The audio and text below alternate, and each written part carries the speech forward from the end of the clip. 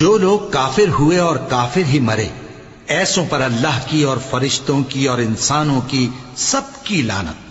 वो हमेशा इसी लानत में गिरफ्तार रहेंगे। उनसे न तो अजाब हल्का ही किया जाएगा और न उन्हें कुछ मोहलत मिलेगी। और लोगों, तुम्हारा माबूद एक ही माबूद है, उस बड़े मेहरबान और रहम वाले के सिवा कोई इबादत के लायक नहीं।